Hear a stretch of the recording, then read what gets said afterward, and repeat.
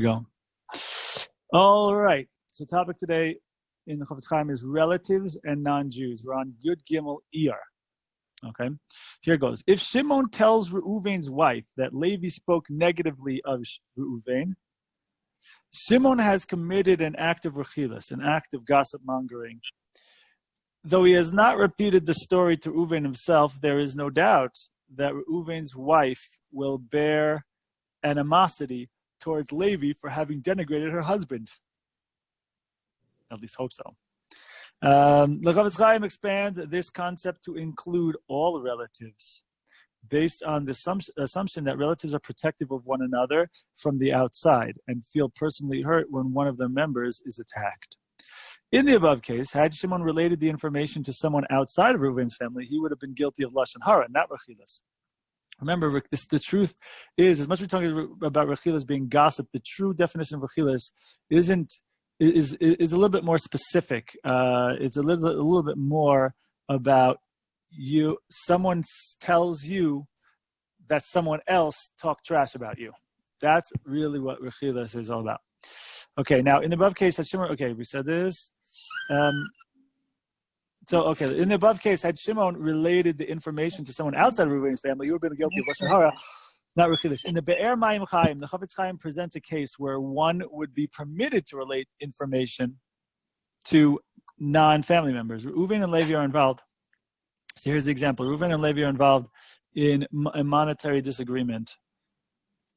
Levi mentioned to Shimon that he was convinced that he was right and that he would win the forthcoming Beit Din, the forthcoming Din Torah, the forthcoming court case about this. If Shimon was to mention this to somebody outside of Reuven's family, it would not be lashon hara. Right? Assuming nothing, derogatory was said about Reuven or anything, then it wouldn't be lashon hara. A guy thinks that he's right and he thinks he's going to be victorious in the Beis Din. That's fine. However, if repeated to a member of Reuven's family, it is an issue of rechilas because family members are inclined to be offended by the suggestion that their family member is wrong, right? So to the extent that this is true, so we have to recognize this, right? So now ChafetzChaim then presents a case of a Jew who sets a non-Jew against a Jew. So for example, a non-Jew purchased an item from Aaron.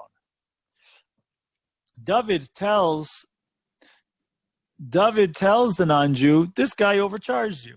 So the non-Jew feels cheated and may come to hate Aaron. The ChafetzChaim sees this type of rechilas as particularly dangerous because it may cause the non-Jew to seek ways to harm Aaron for having taken advantage of him. This is, by the way, just a side point. This is an idea in Judaism about looking to harbor peace with the non-Jewish surroundings, right? That's something we take very seriously. We take seriously the idea of that we are trying to have peaceful situations with the non-Jewish world around us. And so there are times where we want to be smart about things, right?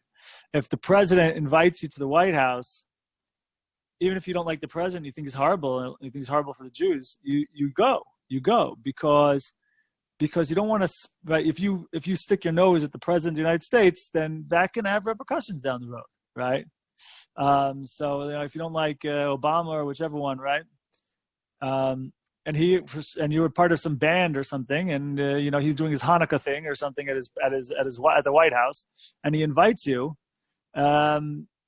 Even if you got beef with him and you think he's horrible and you think he's setting up the Jews for problems with Iran and all that kind of stuff. No, you got to go, and you got to go for the purpose of not ruffling feathers with non-Jews, especially a non-Jew who's has the amount of power like that. It's very serious. Okay, the ChafetzChaim states some people stumble frequently in this matter. They denigrate merchandise which a non-Jew purchased from a Jew, or they find fault with the work a Jew did for a non-Jew, and this can cause a Jew harm. So we have to be careful about that aspect of rechilos. Questions, thoughts, ideas, anything we just said? Or anything else? Elio, what is this? But wouldn't going to the White House for Obama be like you're supporting him? So you see, that's the thing. Exactly. That's the point I'm trying to make. when it comes to such a situation where you as an individual can have such effect ultimately on what happens to Jews, so you have to think differently. You have to think differently. So you might have other Jews who don't understand what's going on, right? No, the other Jews who don't understand why you're doing what you're doing might look at you with disdain, right? Like walking into a restaurant wearing black and white in a Keepin City, a non-kosher restaurant. You know? It's not the same because here you're dealing with a life and death situation, right?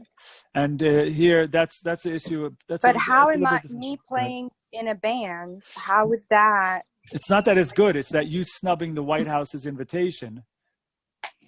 That gets looked at, right? The White House invites you, you go, right? So, like for example, when now all the sports teams, all the NBA champions, all the sports teams, none of them have gone to Trump since he's been in office. Right. See, there you go. Certain individuals have, though. But yes, I get where you're saying. So look. So let's use that example, right? Imagine those teams were so like they're not afraid of the wrath of Trump coming down upon them in a way that's going to lead to the death of their brothers and sisters. Okay. However, imagine that was a Jew. Imagine that was imagine that group Shalva. The blacks feel that way. They don't feel that they're going to get killed by not going to the White House, but they feel like they're making a statement that they don't support the killing that is going on by going to the White House. Right. That's how they rule. That's for non-Jews. With Jews, it doesn't work that way. You understand? Because firstly, let's be honest. Between deep down, I think I don't know. I can't say what deep down people think. Honestly, deep down they know that it's BS. But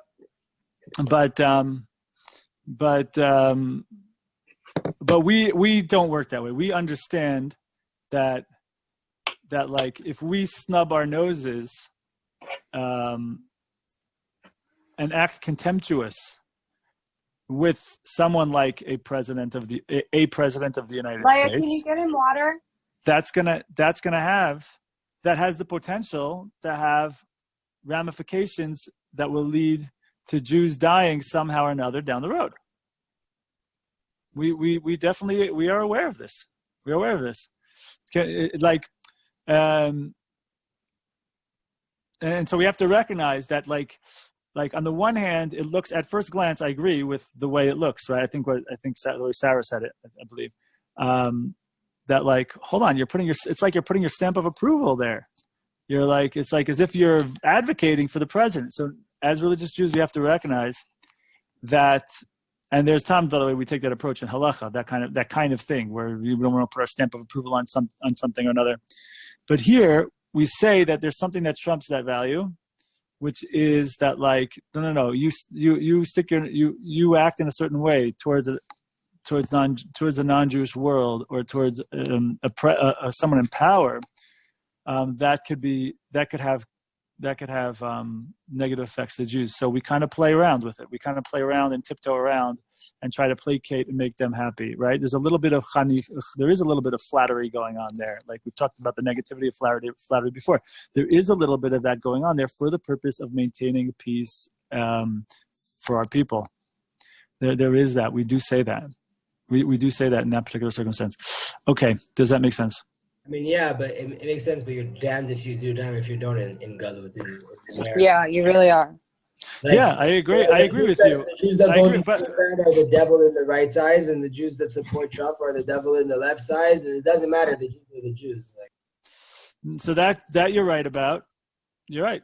If I knew of a Jew that went to supported Obama, it's just like to me, it's so ugh. Right. So let's recognize that what we're doing here, as much as it looks on the outside to a certain level of approval and support, we have to know as Jews that we've got to do this in order to keep things as calm as possible, right? There's a time to speak up. There's a time to march out. There's a time and a way. But if you got a personal invitation, if you're like the Maccabees or something, and actually I think they did go to the White House. They did go to Obama. They went to Obama. So you can't, and that's actually probably why that's pops in my head. That's why it popped in my head, right? That they went. I was annoyed with the fact that there they are going to the White House and Obama's there, and it's just ugh. And then I realized no. if someone got them in, now I don't know if they wanted to or not, but we could even down them the cop split. We can judge them favorably and say maybe they didn't want to go, or maybe some of them didn't want to go, but they realized, like, if for whatever reason, because they were on TV back in the day, whatever, if for whatever reason they somehow got a call from the White House, besides the fact that it's good for their PR and makes them feel nice, and okay, leave it all aside. I'm saying even if all that stuff means nothing to them, you go because the alternative is a slap in the face to someone who holds nuclear weapons and can use them against the Jews, right? Okay, that's an extreme example. I'm saying someone who is in power, according to Derech HaTeva. So you go, you don't slap, you don't play around with that. You're playing around with the lives of Jews, right? You don't know what goes into his subconscious and then is acted upon later on, a year or two later, when something comes to a head, So it's important to understand this as Jews, right? Because there's some Jews, of course, who are like very weak and they'll support Obama, right? And then you have other Jews, though, who want to be hardliners and want to speak out against this. And there's a level of extremism in that. Not that they're wrong, but practically, when do we apply what? When do we push? And when do we take the midah of a hod and be a little bit more, take a step back and tolerate the inconsistency that I have in my life between my vision and what I need to be doing right now because it's the right thing. Because ultimately the right thing, between my ideal and between practically what's the right thing for me to do in this situation, right? We have to be very balanced and take the ego out of it in order to go ahead and to make the correct decisions, right? So that's important. Okay. Questions, thoughts, ideas about this or anything else before we go on? Do you have a friend who can benefit from what you just heard? Feel free to share it on. And for more awesome, inspiring Jewish content regarding personal development, Jewish philosophy, Kabbalah, and relationships, go to elliethejew.com.